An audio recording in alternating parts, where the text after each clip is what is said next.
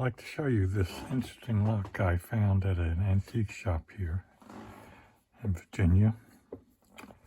I've only seen pictures of these.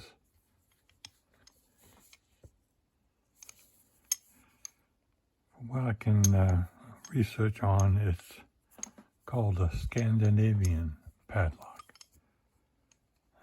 Sometimes a Scandinavian prison lock. But what I found that these locks may have been made here in the United States. I'll show you a picture of what I found.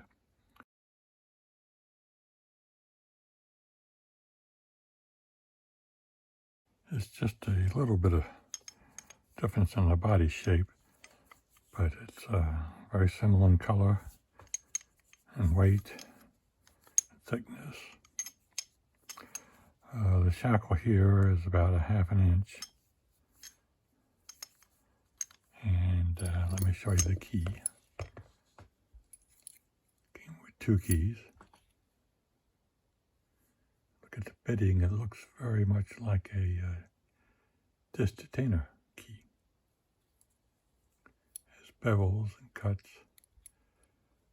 These cuts here correspond, you'll see in a minute, the shackle.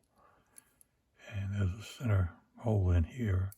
You'll see a peg down there where the key goes up into it to keep the key from moving, shifting around. There's a keyhole, and I'm going to try and see if we can see inside of what I was talking about. There you can see the peg that the key goes into, and on the side there you can see almost looks like discs for a disc detainer, and the wording is in there too, but these discs are actually very thin. It looks like blades from a food processor. I'll show you the top view of this in a minute. Back down. Excuse me for all the camera movement. Alright, now we'll unlock this thing.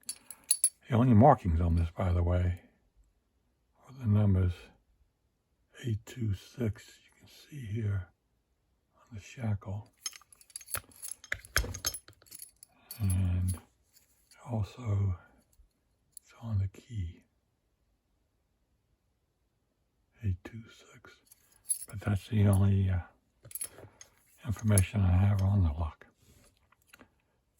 So the key goes in pretty straight, hooks onto the peg in there, rotated counterclockwise 90 degrees, and the shackle removes.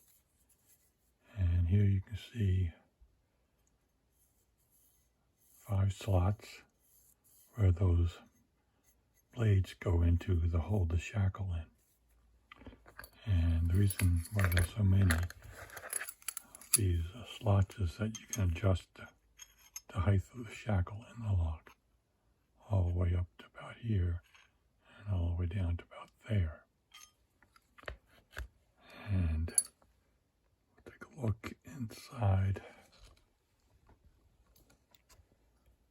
You're not going to be able to see much of anything inside here, but you can see the blades sticking out on the side there. And let me turn the key,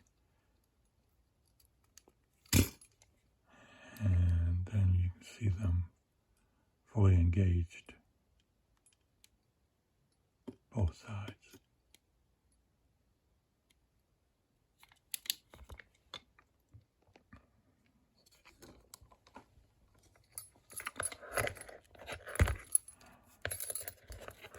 The shackle back in here,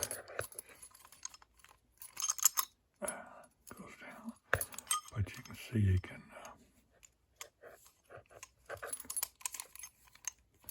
lock it buckle can be higher.